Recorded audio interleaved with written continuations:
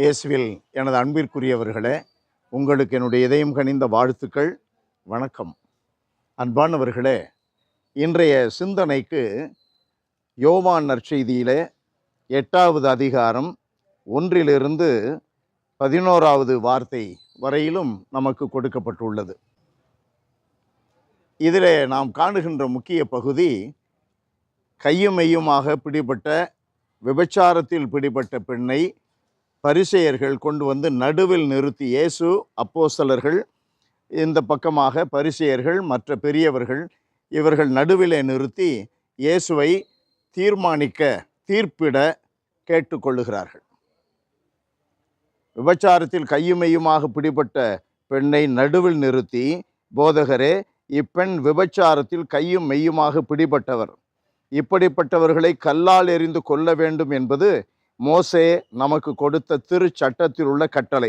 நீர் என்ன சொல்லுகிறீர்? இயேசுவினுடைய வாயிலே இருந்து இவர்கள் போட்டு வாங்க பார்க்கிறார்கள். மோசே கட்டளை இப்படி சொல்லுகிறது, ஆகையினால் கல்லால் எறிய நீங்கள் சொல்ல வேண்டும், இயேசுவை குற்றப்படுத்துவதற்காக. ஒருவரை குற்றவாளி என்று நடுவில் நிறுத்த நாம் யார்? நமக்கு என்ன யோகிதை?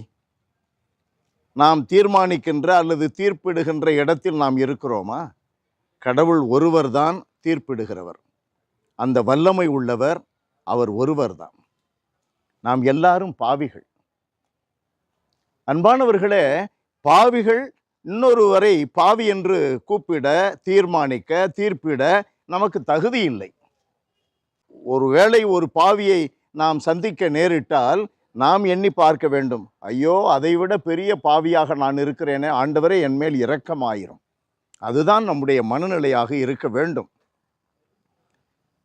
கடவுள், இது இரண்டாவது காரியம். இது முதலாவது காரியம்.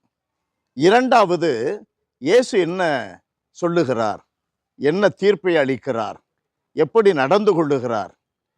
இயேசு அடிப்படையிலேயே அன்பும் பரிவும் மன்னிக்கின்ற தன்மையும் கொண்டவர். மனிதனை மன்னிப்பதற்காகவே சிலுவையில் தன்னை ஒப்பு கொடுத்தவர்.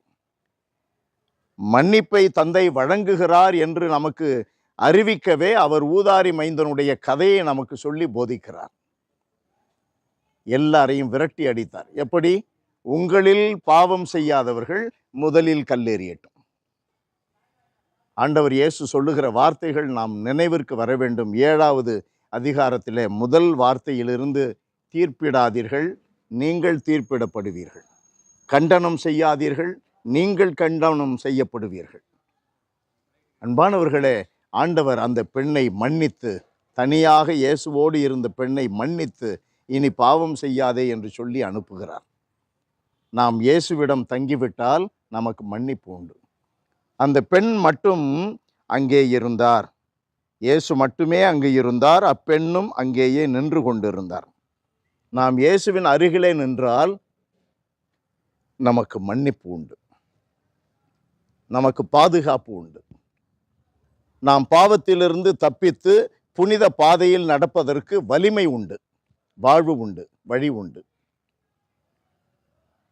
அன்பு நிறைந்த எங்கள் தகப்பனே, உயிருள்ள எங்கள் கடவுளே, உம்மை போற்றி புகழுகிறோம், வாழ்த்தி வணங்குகிறோம், தாழ்மையோடு ஆராதிக்கிறோம். ஆண்டவரே, விபச்சாரத்தில் கையும் மையமாக பிடிபட்ட பெண்ணை போல ஜெபிக்க வந்த ஆயக்காரன் ஆலயத்திற்கு வெளியே நின்று வானத்தை நிமிர்ந்து பார்க்கவும் துணியாதவனாக இருந்ததைப் போல நாங்களும் ஆண்டவரே எங்களுடைய பாவத்தை எண்ணத்தில் கொண்டு, ஆண்டவரே என் மேல் இரக்கமாயிரும், எங்கள் மேல் இரக்கமாயிரும் என்று சொல்லக்கூடிய, ஜெபிக்கக்கூடிய நிலையிலேயே இருக்கிறோம்.